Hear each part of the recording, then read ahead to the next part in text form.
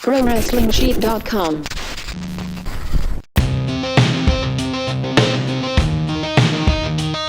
Welcome, everybody, to this week's Collider Bodyslam Raw recap. I am John Rocha. That is Ryan Satin. That's Hello. right. From Pro Wrestling Sheet. You know him very well. We are going to break this thing down. This happened out of Greensboro, North Carolina last night. 3 hours of action and some commentating and all this kind of jazz. But Ryan, is there anything you want to start off with before we get going over these matches? Well, first, I want to apologize to everyone out there. I'm going to try and talk a little quieter. I didn't have my headphones people on. complaining? Well, not with you, but for Okay. Wrestling Sheet Radio last week on Friday, the audio was out of control. Right. I was loud because I didn't have my headphones on. I didn't hear that I was breaking the audio the whole time. Jamie kept touching the microphone, so his audio kept cutting in and out. So I apologize for that.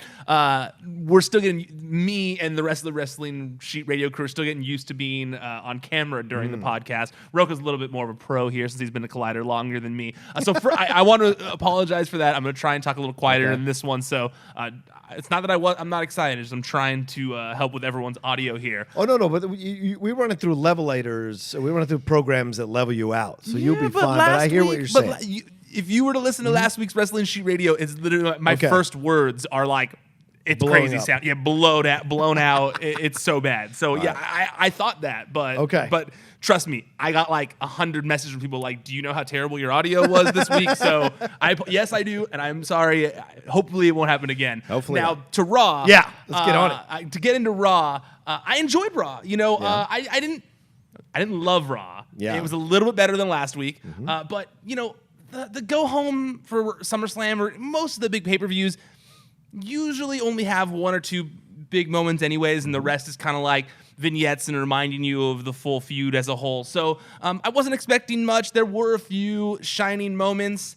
But I want to talk in the beginning. I mentioned this to you since it's really the only time we're going to have to be able to discuss it. Well, I'm sure there'll be other parts where it's worth mentioning later in the show. But what did you think of Renee Young Renee Young doing announcing? Well, here's what I'll say. I liked Renee doing it, but I expected to be blown away, and I wasn't. Because Renee has been around the business a long time now, really the premier host of shows. I remember when she was doing the top 10 countdown stuff that she would do on the network. And, of course, she's married to Dean Ambrose. So she's ensconced in the business. So I just expected her to come out the gate and have like Doris Burke in the NBA, have these really interesting points of views, new approaches, new looks at things. And what I got was essentially Byron in a white lady's form. And so to me, that bothered me a little bit because I wanted her I just wanted her to have something new and extra. But I mean, you could have a drinking game to her. Oh, you could have her drinking games to her. Oh, and be drunk within the first hour.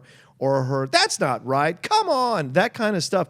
I didn't expect from her. I wanted something, and maybe that's on me because that's an expectation thing. I was excited that she was going to be the commentator on the show. I thought she was going to like overshadow Corey, but Corey did his natural thing that he does. But then again, I don't know if this was a mandate from the back. And Renee was great in an interview. I think you have it on Pro Wrestling Sheet, where she said Vince only reached out to her once during the whole broadcast to make a note to slow down in certain areas, which is surprising considering he's notorious for yelling in everyone's ear. Sure, but I think Vince is also like understanding this is her first time. He knows this is good PR for the company to have a woman on the commentating team. I also think so maybe he didn't want to push and let her do it naturally. Well, I also think and that he has faith in her too. That he wanted a female voice there too. Yeah. You know, that he knows that he can be the male voice that he wants in his head to all those announcers, but I don't think that he necessarily knows that he can be the female voice to all, to the same person, to the same effect necessarily. So I like that he didn't butt in too much. Yeah, me too. You know, I agree with you. There was a lot where there was a lot of room for improvement.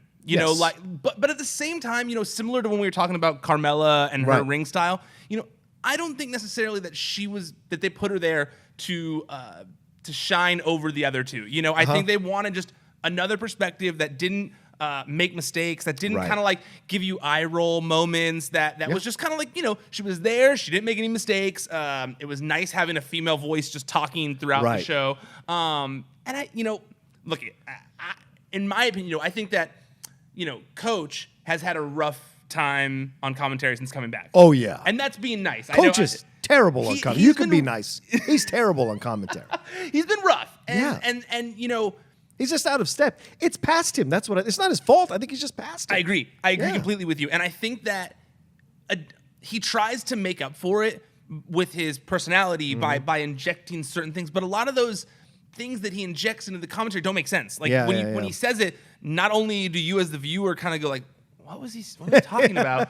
But Corey calls him out and goes like, what were you talking about? And so then it's like, you keep seeing it and you keep feeling like, well, what is he is he trying to get ingrained in the product where those things happen? And it doesn't feel that way.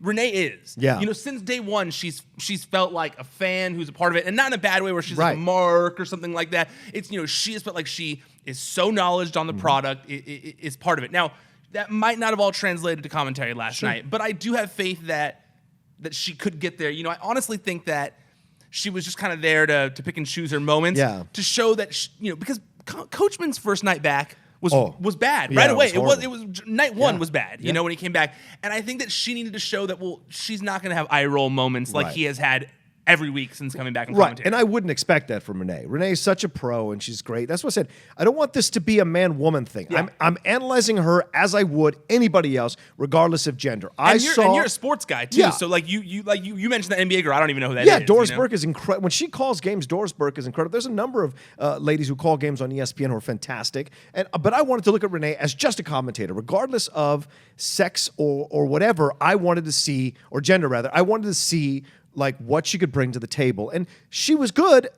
I just wanted, I know Renee, I've seen her do great stuff. That her stuff with Paul Heyman was great. Like, she just is such a pro. I wanted something incredible out of it, and I didn't quite get what I was hoping for. But like you said, this is a great first step, and she's certainly miles better than Stephanie was doing commentary for that match. Yeah. So to me, I think this is a great next step, and I think more and more women, as they become wrestlers as well, there has to be creating space for women commentators to come in and do stuff on them. I don't mean the Kathy Kellys. I mean like other people who are seasoned commentators who've been trained to be commentators can step in and do professional wrestling commentating.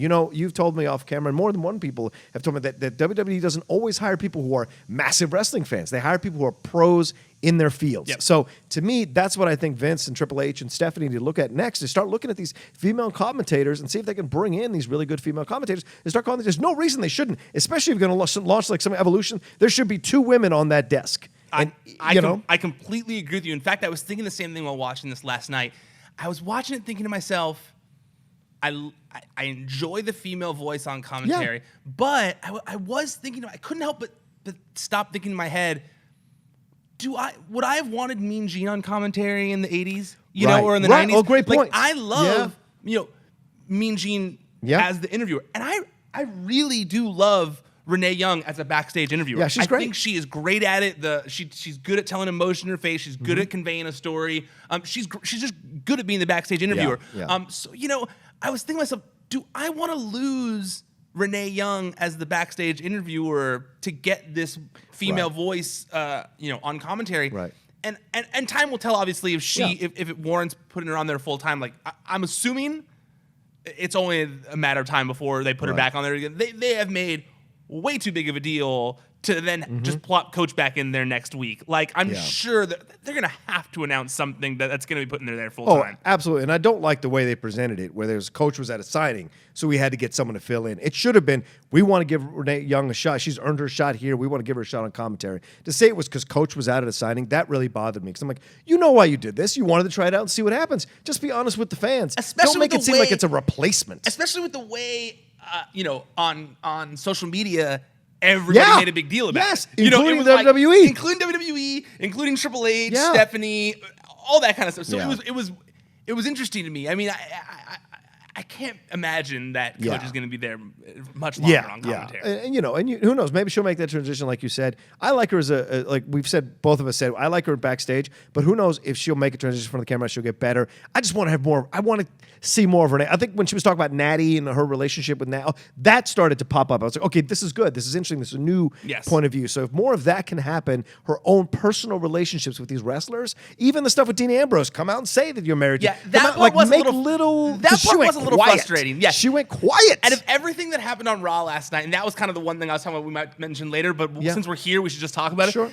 Out of all of her commentary last night, that was the most frustrating. That she wasn't like, that's right, Dean Ambrose is back. Right. But I also have a feeling that was a directive given to her. I'm sure that wasn't a personal thing where she decided not to. I'm sure that Vince was like, we're not sure how we're gonna deal with this at this point. But at the same time, like, it's not like it's the first time there's been a relationship like that. Exactly. You know, the King used to mark out over the cat or Miss Kitty or whatever her name was. The King used to, you know, everyone knew that. You know, I mean, I don't think that.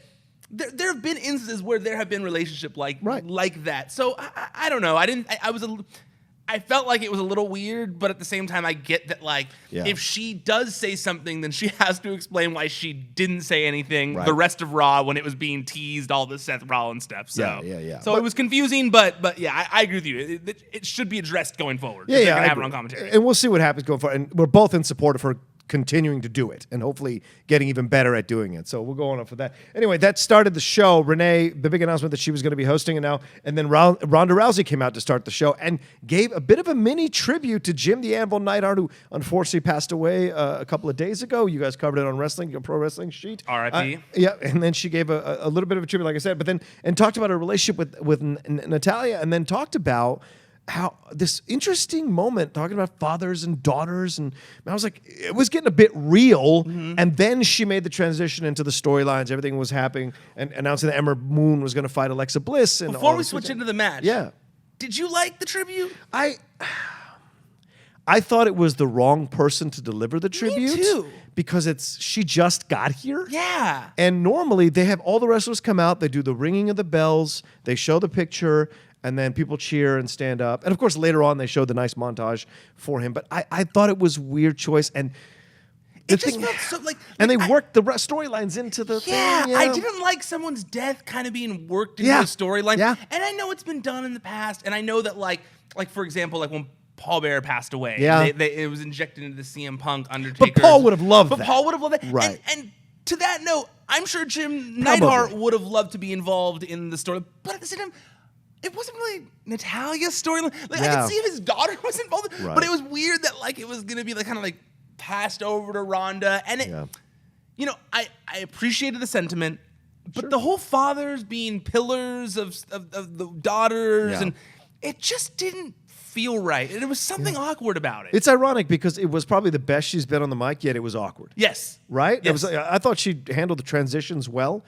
But it was awkward because it felt like the wrong person to be doing these transitions. Well, you know, I'm not sure who else they could have gone to be honest, but it still felt weird. I worked for a wrestling company for a short period of time out here, and I remember a popular wrestler who was working there at the time kind of told me that, like, it's a thing that you don't really start the show off on, like, a sad note in the ring. Like, it's one thing to do it on camera, or if it's a really big moment to have, like, you know, a tribute or a $10 salute or something like that. But to, like, discussing a sad thing like that at the top of the show does kind of bring, like, a damper on you know, on everyone's fun. Like, everyone's there to have fun at a wrestling show at the same time. You know, and I get paying tribute.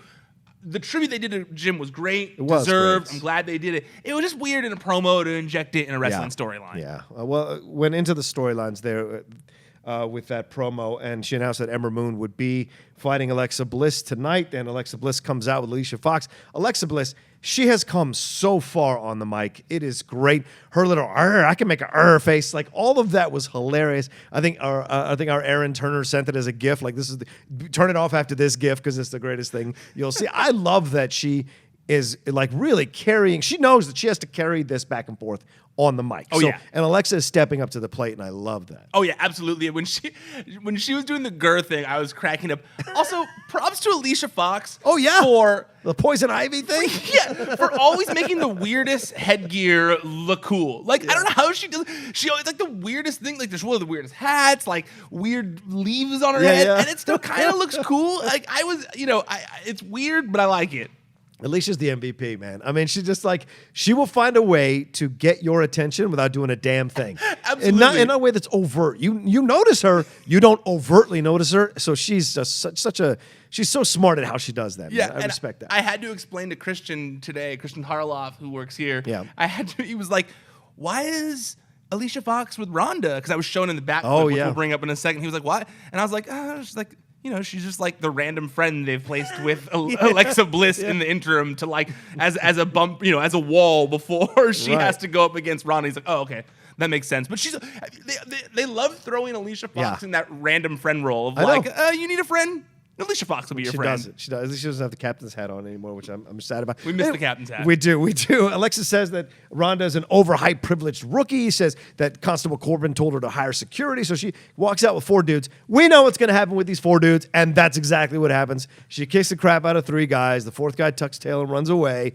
And then the match starts after the break. Alexa's shocked out of her mind, and so is Alicia. But then the match starts. Alicia ends up interfering, giving Alexa Bliss the match. I thought it was a good match with Ember Moon, but it just felt like the match wasn't the point. And you could tell from both of them that they weren't giving 100% in that match because they knew what the end was going to be and everything like that. But it was just weird having it be a disqualification rather than one putting the other one over clean. I was just surprised by that. Well, and I agree with you in the fact that, the match here was so secondary to everything going on. I felt the same way, when they had the whole security thing before the match, I was like, wait, I thought they said there's going to be a match.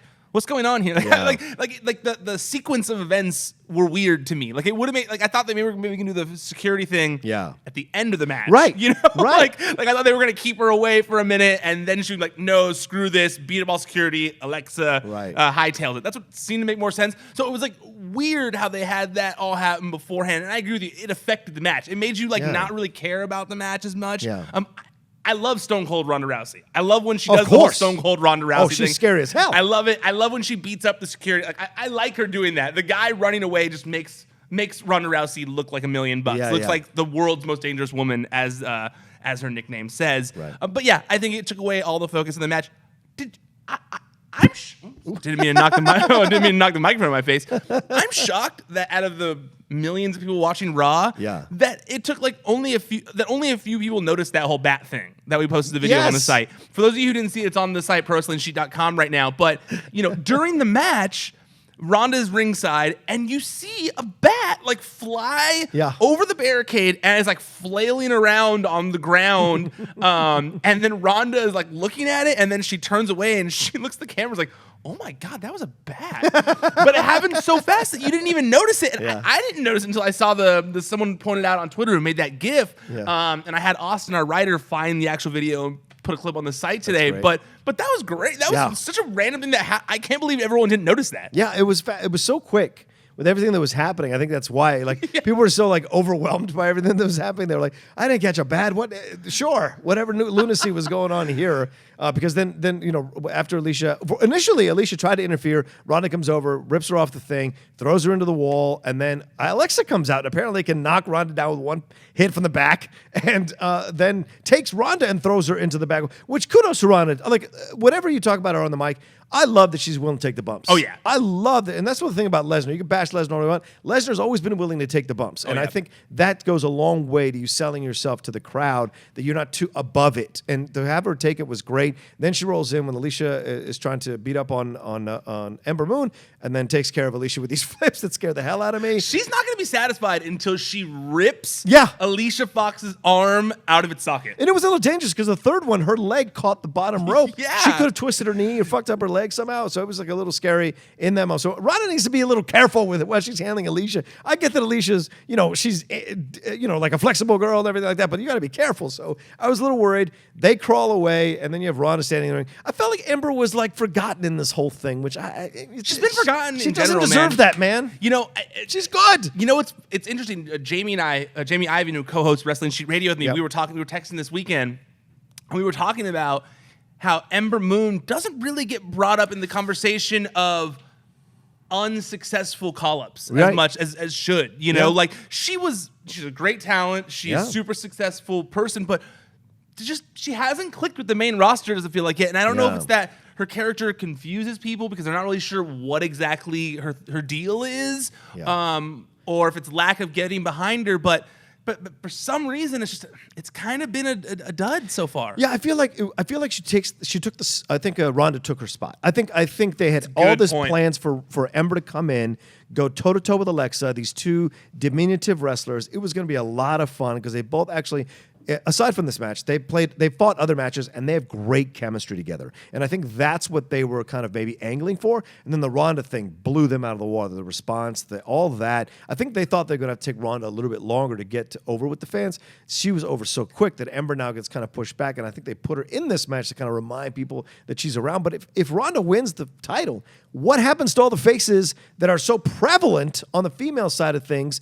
on Raw? That's a great question. I think that honestly, that's why they're waiting on announcing the women's tag team titles. I mean, that's the only way it makes sense to me, is that because I agree with you. At that point, sorry, every other face on Raw, but you're fucked. You know, like Ronda's gonna get the spotlight, obviously. Yeah. You know, I mean, Ronda's one of the most famous athletes on the planet. You know, so obviously she's gonna get the spotlight.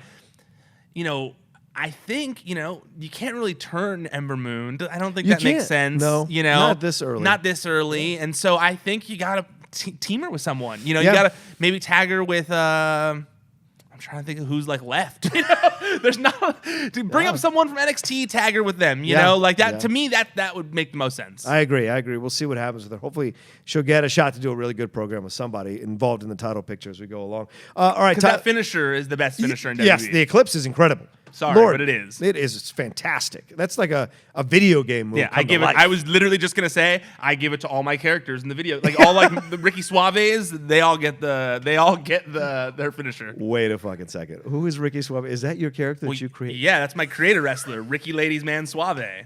He loves pyro. Ricky Suave is the best. He's an honorary member of DX. The Latin portion. Yeah, the Latin portion. The Latin exactly. Sure, yeah, sure. exactly. LDX. Yes, of course. Yes, precisely. Yes. So he's been Suave. around since the Attitude Era, but he's just not as famous as the others. You know. Poor Ricky. He'll get there. One of these days. days. Speaking of someone who's not as famous, Tyler Breeze took on Constable Corbin. Solid segue. All right, there we go. Corbin gets the pin, but I thought we were going to do something good with Tyler Breeze. What? This was a waste. I thought the same thing. He doesn't need to do a squash match with Tyler Breeze. Nobody gained from that. I thought, and look it, we talked about it last week. Like we like that they're slowly using Tyler Breeze more while Fandango is out. This would have been a perfect moment to start a push. Now I get it. Look, I get it that SummerSlam is right around the corner, but they want to get the make Corbin look strong heading into it. Sure. However, just have Seth interfere. Yeah, just have Seth interfere. Tyler gets a surprise win. Boom! He's starting his push all of a sudden on Raw without Fandango. Even while watching it, I like it wasn't a complete squash. Yeah, I thought for like a second, like, oh, are they gonna give Tyler a chance? Nope. No. And then all there. It was so quick too. Do you think? Okay, wait. Do you think though, with Corbin looking so strong, and then everything that transpired that we're gonna get into next? Yeah. Do you think they're gonna do like a surprise? Demon. Oh, maybe, but I think Tyler, if they're smart, they have Tyler interfere in the match. Oh. If they're smart, they have Tyler interfere in some way. Then a Tyler Breeze Constable Corbin feud is interesting. I like that. Because no one expects Tyler to do anything against Constable Corbin. But what could be more frustrating than someone with the pedigree of Tyler Breeze keep getting the best of Constable Corbin, the frustration of Constable Corbin. Stephanie is frustrated with Constable Corbin because he keeps losing to Tyler Breeze, all of that. And then Tyler Breeze starts to build a little bit, and he becomes a face of all people, of all things. And then that's something to play with in the time frame. And you take Finn out of that stupid, useless feud with Constable Corbin and put him someplace else. Yeah, and you know, I think that everyone is well aware that Tyler could easily carry that feud entertainment-wise in backstage segments and stuff. I mean, he would be hilarious. We all love the Fashion Files. He would be hilarious in a feud with Constable where he's just always annoying Constable, beating him, one-upping him backstage. I completely agree with you. It would just make so much. So it would be so much fun. Much more fun than him losing in a few minutes to Constable Corbin. Yeah, everyone saw that coming. What was the point of that? It didn't push the needle one way or the other for Corbin. It really didn't. No. Then Corbin introduced Jinder Mahal and Kevin Owens. They joined Corbin in the ring ahead of the tag team bout. Finn Balor, Braun Strowman versus Jinder Mahal and Kevin Owens. Kurt Angle bringing out Braun Strowman. Lord God, he's so over, man. And just as soon as you hear the scream, the audience just loses their damn minds. You think he's the most popular guy in WWE right now? Yes. Yeah, me too. Him and Rollins, it's like this. Yeah. It really is like this, you know? I think, though, that there's still some people with Rollins who, like, Is the Shield stink on him? Or even just the small guys stink on him. Oh, No offense, but not everybody. A lot of people watch wrestling want these huge behemoths, and I think there is a large portion of like the middle of the country crowd who that Braun resonates with them. Like, when you can relate with someone, you love them that much more. And I don't know if Seth is necessarily the most relatable character. That's fair.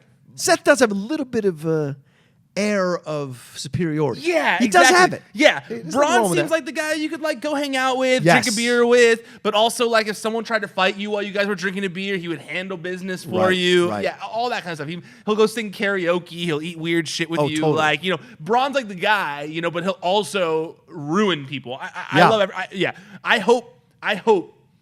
On Sunday. I really, really hope on Sunday. I'm hoping. I don't think it's going to happen. But I'm hoping Braun cashes in. Oh! That to me would be, I honestly, and we're going to get to it, I don't think Roman's winning. I don't think Roman's going to be the one after all this time, I don't think he's going to be the one to dethrone Brock. I think that Vince had this 3-year plan. Yeah. It didn't come to fruition. And at the end of the day, he saw Braun as maybe it'll work with this guy. He's got the money in the bank. I really hope that Roman loses, Braun cashes in, Braun leads us into the future.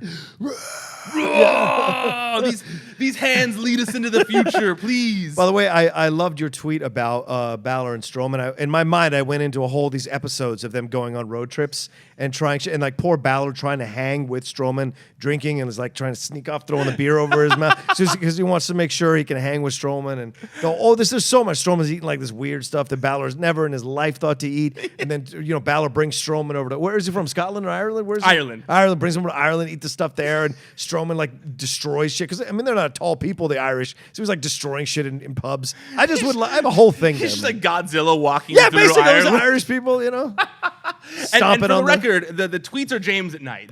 James. That's senior correspondent James McKenna who handles the tweets. He's much better at me than live tweeting Raw. James, you're great on those tweets. I tell you, those they tweets entertain are great. me. Me too. I made him do them. I was like, because he would tweet on his own account much less during Raw, and I was like, can you do those in the She Up? Those are funny. And so, James is much better than I when it comes to those. He's a lot of fun to follow, definitely. All right, so Balor and Strowman win that thing. So whatever, I don't know what's going to happen, but I certainly think he's going to beat KO and then probably cash in. We'll see what happens. Because if KO takes the case, woo, we got ourselves something. I like the idea of Kevin being money in the bank briefcase holder, but Braun's the guy right now. Yeah. People like Kevin Owens, but Kevin Owens doesn't need it. And Kevin Owens, he's over already. As much as I love Kevin Owens, we need someone who can end this whole Brock Lesnar stuff. Jesus Christ, we need someone who Vince sees as a worthy replacement of Brock Lesnar. Yeah. And I don't see Kevin Owens as that. No. I would make Kevin Owens that. Sure. I love Kevin Owens, but Vince McMahon is the decision maker. And when you look at Kevin Owens, you look at Braun Strowman, you go, well, obviously he's going to want Braun Strowman as the guy more than Kevin Owens. Yeah, Kevin feels like a SmackDown champion. Braun feels like a Raw champion. Absolutely. And that makes the most sense to me. Then we have this triple threat match, which I think is probably... Oh, no, I'm sorry. Bobby Lashley. God forbid I forget that one. Bobby Lashley and his big fan. Ricky Roberts. What the hell was... This was something out of the dog days of the WCW or TNA. Like, it was terrible. This whole... Poor Elias, man. He is so... This whole feud is just a way... They're not even putting it on the SummerSlam card. I don't think there's a match. I was confused because they listed like 50 matches for SummerSlam, and they like... How long did it feel when they were listing all the SummerSlam matches? It literally felt like 50 matches. And I was surprised, too, when it wasn't on there. But didn't they say that Elias is going to be like... performing the greatest song ever or something like that, or his greatest song ever or something like that. And I'm sure Bobby would interfere. Yeah, so I'm sure there'd be something there with him. Yeah, I agree with you. I mean, this segment, it was one of those ones where the first time it was on, I kind of was like not paying attention because I was like, this is stupid. And lately, now that we're doing these recap shows, I go back and I'll watch it with my girlfriend Raw, and then so that I have worthy things to note while we're talking here, I go back and I watch it. I fast forward a little to certain parts so I can, things I tuned out for, and this was definitely one of them. Yeah. High moment was that spine buster, though. Oh, yes. That spine buster looked brutal. Yeah. Low moment was everything else. Yes. It was not good. It was not entertaining. I feel bad because the guy who was Ricky Roberts is a popular indie wrestler. Oh, is he really? Oh, Yeah, okay. and he's never gonna let that one down. Wearing the chaps, getting beat up by Bobby Lashley there. Look, I know being an extra, everyone, they all do it. Right. And we all, you've seen ones of Tommaso Ciampa. Yeah. And, going back far, throughout, history, there's so many, extras that have been turned out to be talent. So it's not like it's a reflection on him or anything, but yeah, it's gonna take him a while to live down the chaps on Raw. I found interesting since there's not really much to pick apart here. Yeah. I listened to Bobby Lashley on Lillian Garcia's podcast. Okay. And, really, really fascinating interview. Of course. Like, I was like, I can now see why they see him as a possible replacement for Brock down the line, in the near future. Because, he's got the physique, obviously. But, when I was listening to the interview, hearing his mindset and how positive he is, and he was actually real personable. Yeah, he's a good I was surprised. guy.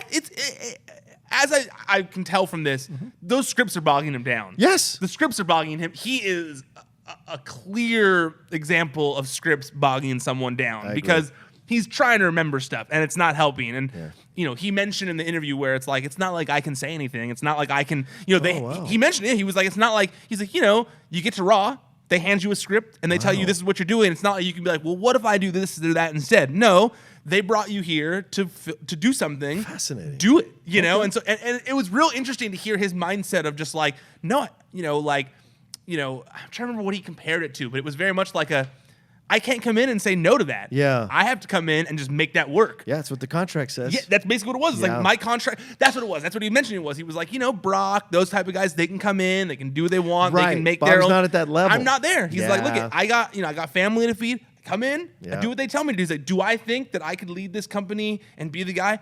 Absolutely. He was like, if you put me up, if you're a basketball team and you're down by 1 point and there's 10 seconds left and I'm on your team, I'm telling you to pass me the ball and let me go make that basket. If it's the bottom of the ninth and you guys are down by 3 runs and the bases are loaded and I'm up to bat, I'm gonna hit a home run. And it was like, wow. let him talk like this Yes. on Raw. Like, I don't need to see him beat up Ricky Roberts.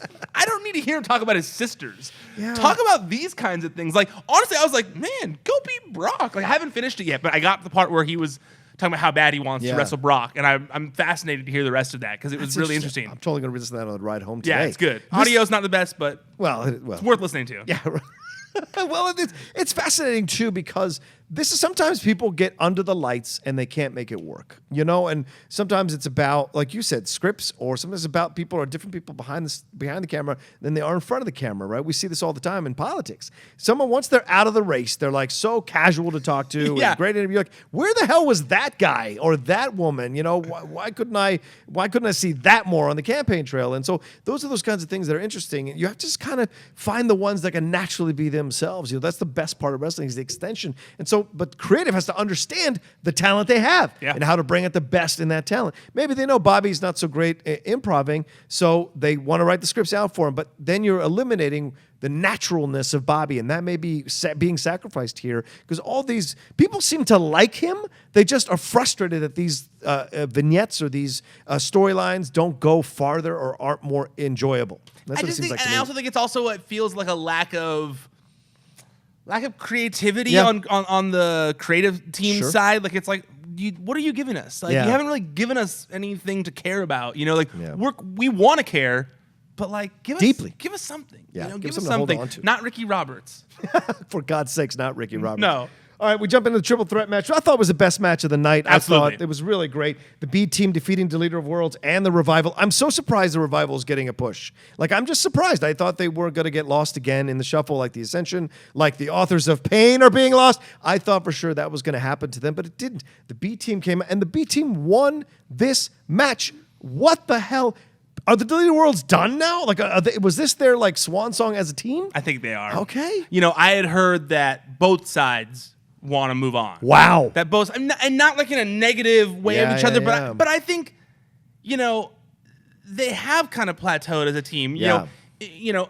we talked about in general how like clearly the WWE is not going to kind of go deep into this broken universe stuff, or woken universe, excuse me. But I've heard that I've heard both sides really kind of like want to go back to what they were doing before, and get kind of do their singles thing. Well, it struck me as I was watching the match how above Bray Wyatt is to everybody else in the ring. In my opinion, I feel like his star power, his moves, his technique in the ring is above everybody else's. Matt Hardy is an old man still trying to do it, and there's nothing wrong with that. We've seen that happen with Flair. I got no issues with that. If you're over with the public, do your thing. The two guys on the like even the Rock and Roll Express, are out there doing their thing. Exactly. He's obviously not that old, but you know what I mean. Right, exactly. The two guys on the Revival, they're great. They're good chemistry, but they're diminutive guys in my opinion. So when you see Bray Wyatt taking the pin, which really bothered me, and maybe that was Bray going, you know what, I want out of this. I'm happy to take the pin. Let me get the hell out of this thing. Also, I feel like I could see Bray putting over the B team because his brother's on it. Yeah, that's true too. I could see him being like, I want to put these guys over. Yeah.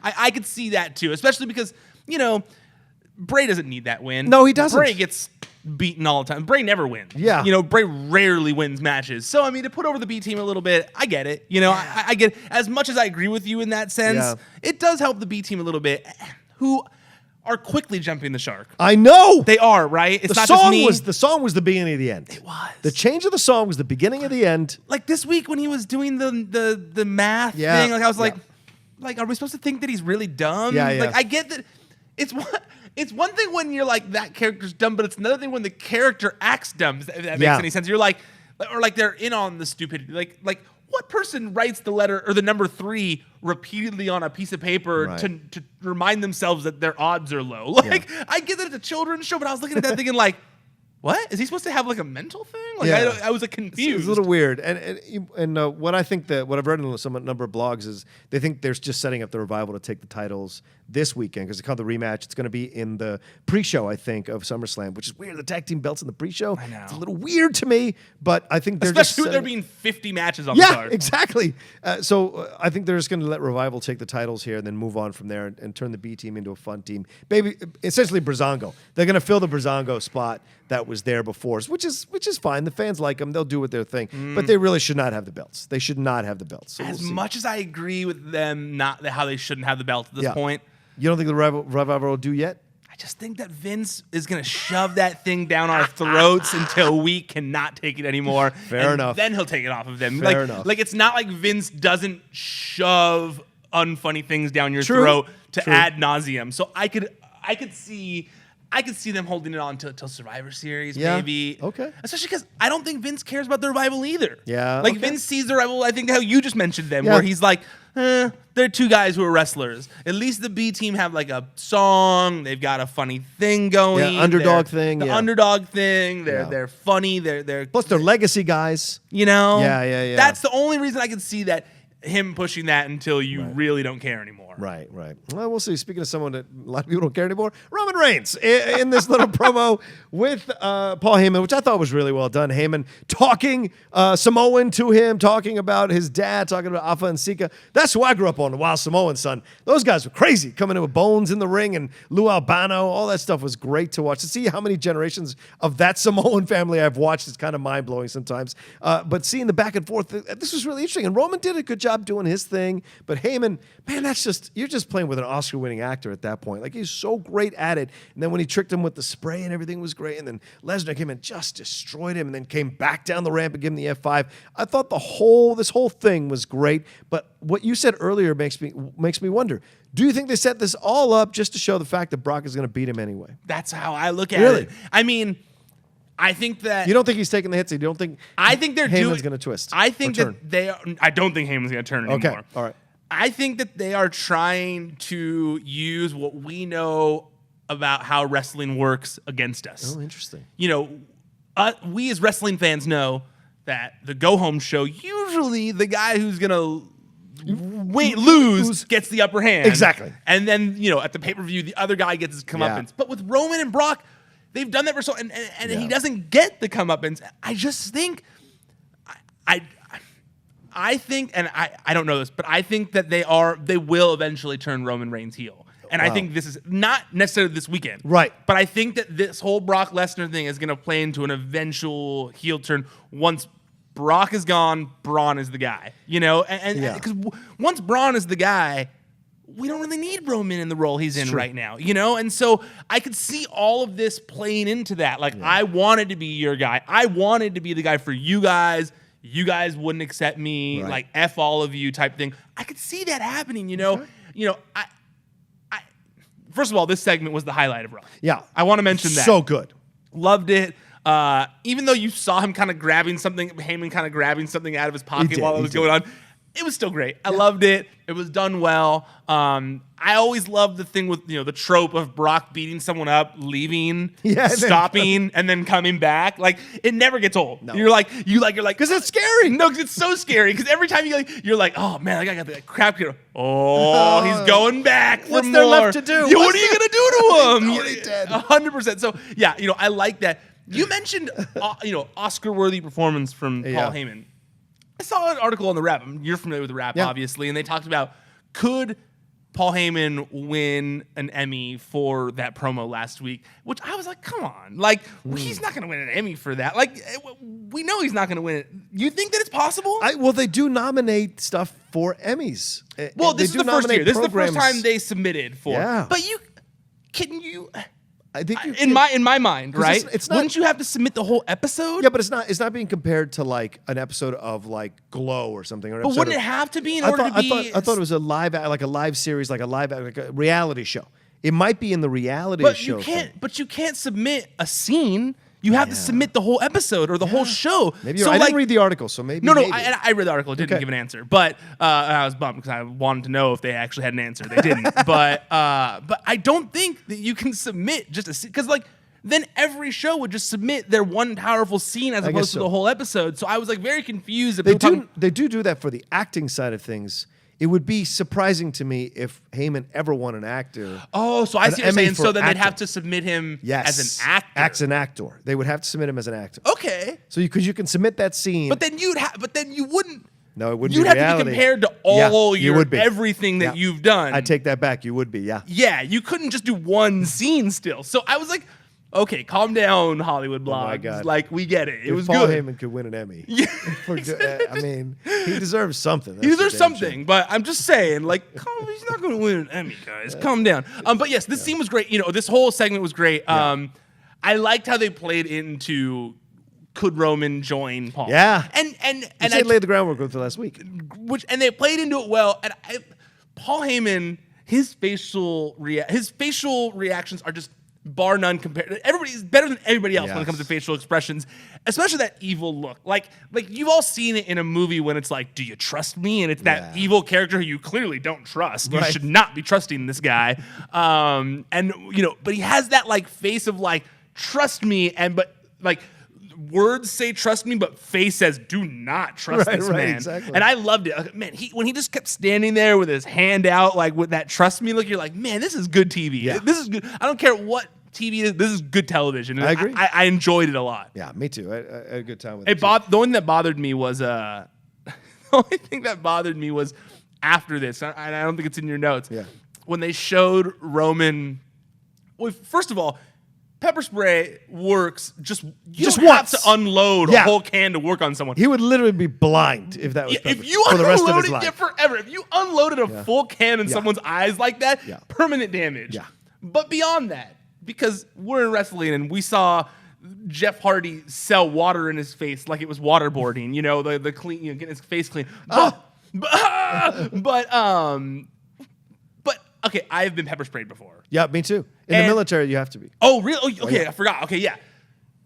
Water makes it worse. Yes. And so they showed him backstage dealing with the medical team, and they were pumping water in his eye. And I was just thinking, like, okay, I'm being a stickler for detail here, but pouring water in your eyes makes it worse. And they were showing them literally have a medical team make it worse for Roman Reigns backstage. I'm not a doctor, but this doesn't seem right. You had for the military. How long were you in the military for? 8 years. You were in the military for 8 years. Mm-hmm. What did you? Was in the Army. Army for 8 years. Wow, crazy. Yeah. Thank you for your service. Oh well, please. I did my time. It was nice. But thank you. So you just had to straight up get pepper sprayed. You have to get pepper sprayed, and then you have to get in the gas chamber as well. So you have to go in the gas chamber, take your mask off, and you have to stand there and take it and see how long you can last. And then when you run out, you're just swinging and you're coughing and you get water and all to drink.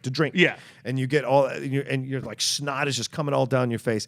It's the rite of passage in basic training. So you have to go through that kind of stuff. Do you remember how long you lasted for Jesus, it was a long time ago. I don't know, but I was competitive as fuck, so I can see that. I tried to stay in there as long as I could, because they would bring them in, and like one guy go out, the new guy would come in, or 2 or 3 guys would run out, 2 or 3 new guys would come in. So I was trying to stay in. I was stomping my feet, I was screaming because you start to be unable to open your eyes because you're so watery. It's really hard to see anything. And then eventually, if you're in there too long, the drill sergeants will kick you out. Wow. And I think if I remember correctly, I'm not trying to be kiss my own ass. I think I remember my drill sergeant, Desargine, tossed me out. I think he did. Damn, that's brutal. Because I was like, I need to know if I can hang. Yeah. Because when I joined the military, it was all about proving some shit to myself at the time of my life. So I thought, all those things were good ways to figure that out. But it's a thing. It's a thing, man. The pain. I hate that your story is so much cooler of getting pepper sprayed than mine. Oh yeah, what was yours? Mine's fucking stupid. Mine, when I was a kid, like my mom had pepper spray on her keys, and like it was always like, Ryan, don't spray the pepper spray on my keys. Like I'm like, oh, I gotta get something from your car. It was like, okay, don't spray the pepper spray on my keys. So it was told to me so many times. I was like, well, I want to see how this pepper spray works. I didn't even have interest in doing it until my mom kept telling me to not do it. Forbidden fruit. Yeah. So I was like, okay. So I remember I was at her work one day, and I had to get something from the car, and I literally was like in the parking lot at her job, and I was like, yeah, I'm gonna do this. And I popped open the thing, and I was, like sprayed it forward, and went like, oh, that was fun. It was kind of boring, but whatever. And then closed it, and then just started walking forward into the pepper spray, not realizing that pepper spray isn't like Febreze where it quickly goes down. Yeah. Like it kind of just stays in that area. So I like clicked it. Okay, that was fun, and like walked right through it, not thinking about it. And then like 2 minutes later, I'm like sitting there, and I'm just like, ow, my eyes hurt. And I'm like itching my eyes, and it won't stop. So I go to the bathroom, and I don't want to tell my mom. So I don't want to tell my mom because she's told me so many times to not spray the pepper spray. So I'm in the bathroom, and I'm just tossing water on my face, trying to get it to go away. And it's just getting worse and worse. And I'm just tossing water on my face until eventually, like, I'm like crying. Of course. And I had to like come out of the bathroom like, Mom. And I was like, did you spray my pepper spray? And it was like, oh my God, I did. I didn't know this is what would happen. Like, it was like, well, go sit down and deal with it. Like, water makes it worse. And I was like, oh man. So I just had to like sit there in the corner at my mom's job. My eyes just hurt, my eyes closed. The worst. So yeah, your story's cooler. Much cooler. I love that story. That's a good story. I think our fans would like that story too. That's a good story. All right, let's skip over Bobby Roode and Titus Worldwide. Which they didn't even really show. They didn't really show. They defeated Authors of Pain and Mojo Rawley and whatever, man. Yeah. I don't know what they can do. Authors of Pain just quit. I feel like we've discussed that one a bunch of all those people. Of what are they doing with all those people? Yeah, Ruby Riott defeats Sasha Banks. This was a weird match to me. Yeah, Ruby's back, but the match was lackluster. Yeah, they fought better matches between each other, so it was just weird. It was like confusion about the Riot Squad on the outside. Then Bayley doesn't even get involved until there's one scripted moment that they're supposed to get involved, and so I just was like, it just is weird. The whole and lack thing. of purpose. Yeah, that's a great point, Ryan. Like lack of purpose. In a show where everything was building towards something, it felt like this really what was it building towards. Like I get that we've had the Sasha and the Bayley stuff, but that's not factored into SummerSlam, so it was kind of just unnecessary. It really was. It was boring. But we want to. You wanted me to put this on air because we want to have a mini debate because we're running out of time. But we want to have a little bit of a mini debate about Ryan posted on social media, on Twitter, I think, that he did not like episode 8 of season 2 of Glow, which is the episode that is the episode that everyone is talking about, especially those of us who've seen the actual show we were growing up, that it was a great facsimile of the show we remembered. You did not like it. I feel like Cosby. You with the filth and the flarn. Well, okay. One, I didn't watch Glow growing up. Okay, I'll be honest with you, it was a little before my time. But, first and foremost, when I tweeted that, me and my girlfriend were watching it, both hating the episode. What? So I was tweeting, I'm a little late watching the whole series, and so, the second season, and I tweeted it thinking that everybody was going to be under the same impression as me because I've avoided spoilers from the show. Right. So I was really under the impression that everybody hated that episode. And then I tweeted it, and I just said, like, did everyone hate this episode as much as me? And it was a barrage of responses of, no, it was the best episode of the season, idiot. So the series. So clearly I'm in the minority here. But, and look, I love episodes that kind of like deviate from the format. Sure. I loved when Atlanta did that episode with what's his face, when he did the white face, basically. I loved that. I love when shows do that. I just felt like, and I get that Glow was a cheesy show. It was very cheesy, but watching people act cheesy to me is not fun. Like I don't like Sharknado. I don't like campy stuff like that where it's like winking at you while watching, Like I was just like, there was so many intense things going on in the show at that point. There were all these intense storylines going on that I was invested in, and then to just kind of like take it out and do a whole Funny or Die sketch for 30 minutes kind of just like felt so out of place to me. Like, yes, it was funny. There were funny things in there, but what did it do to advance any storylines? It did nothing to advance storylines. Right. It did nothing to showcase anyone's acting ability. All it did was kind of like a wink at the people who used to watch Glow, which wasn't that many people. All right, that's fair. There weren't that many of us who would still be on air. But I will say, I thought it was, I disagree because I really enjoyed Allison Brie doing both the Russian twin. The Russian twin thing was funny as hell. And it's the kind of cheesy storyline they would create for that situation. So to me, I like the episode. Now, and I hear your points. I absolutely take your points. But I like the episode because it was a great homage to that show. And the storylines were that cheesy. The production value was that bad. The looks were that. But the effort of the ladies in those sketches, you could tell was very strong. Whether they were talented or not in terms of acting and doing these kinds of things, that's another conversation. But their effort was always there. And I think those of us who watched it all the way to the end respected that and why we tuned in. And I think that's what that episode really captured. I mean, I get your point. No, but I think that's what that episode really captured. But it's weird because, like, I'm clearly in the minority here because there was only a few people that replied to me saying they hated it too. Yeah.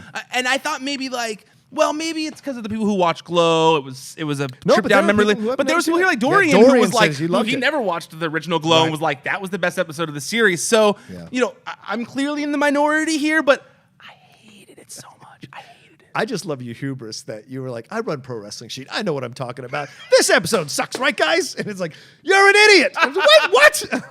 I hate when that happens to me. That happens to me way too often.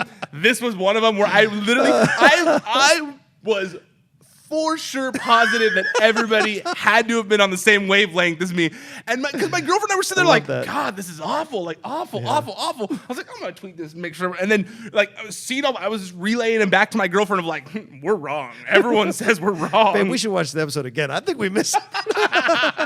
I'm not watching that episode again. It was terrible. I know you would.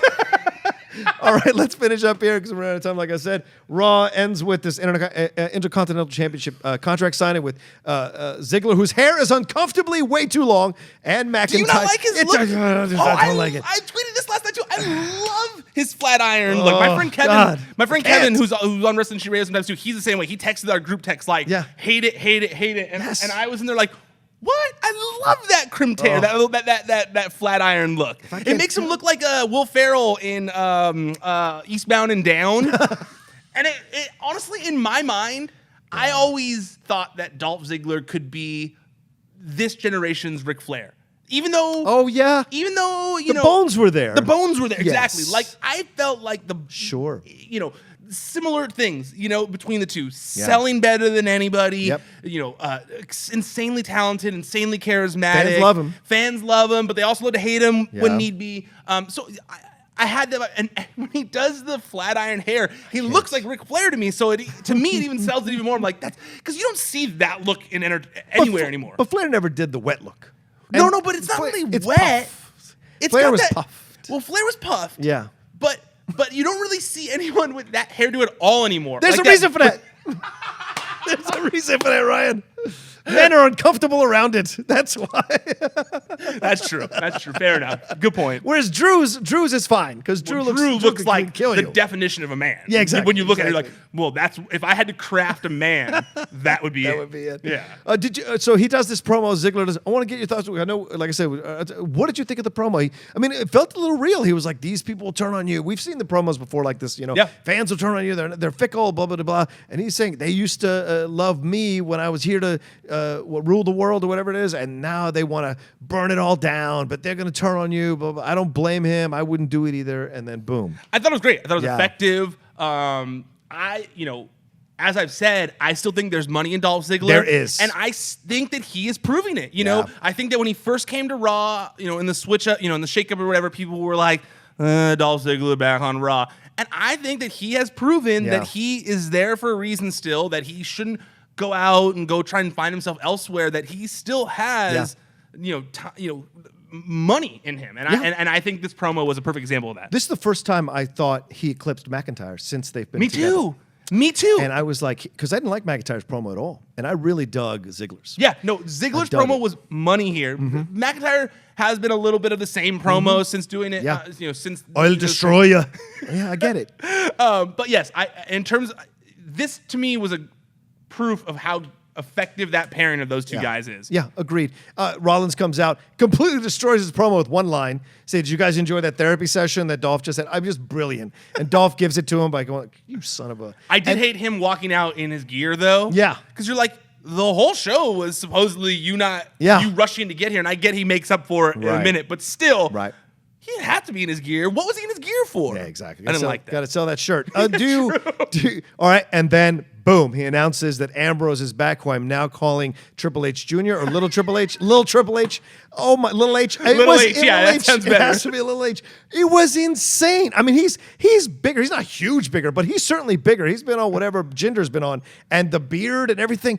It was a whole nother look to him that I bought. But I could easily see myself not buying down the road. Really? Because when you mean mug too much, I don't really buy you. Like the people that can actually kill you don't mean mug that much. They just do it. And so for him, like to me, it bothered me a little bit. But overall, I love that he's back. It was a great intro for both of them. But I totally see him turning on. He's got to. He's got to. If he doesn't, I'm gonna be so mad. Yeah. We've gotten it from Roman. Turn around. We've gotten the main event push for Roman. We've gotten the main event push for Seth. It is time. He is jacked beyond belief. He is jacked. He is ready. Like he is refreshed. Yeah. He's buff. His body is healthy. If he doesn't turn, I will be so mad if they don't have him turn, because I don't think anybody wants to see the Dean Ambrose that we had prior to him going away.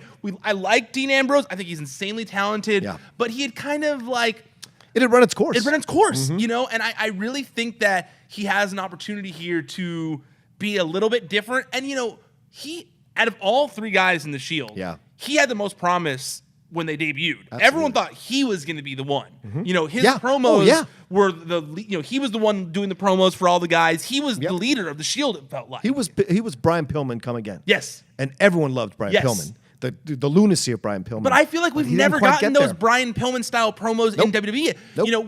We've had him in prominent roles, but I think we really need that heel turn to get those promos that everybody knows Dean has in him, that everyone's been waiting for Dean to throw out there for when he finally gets the opportunity to do it.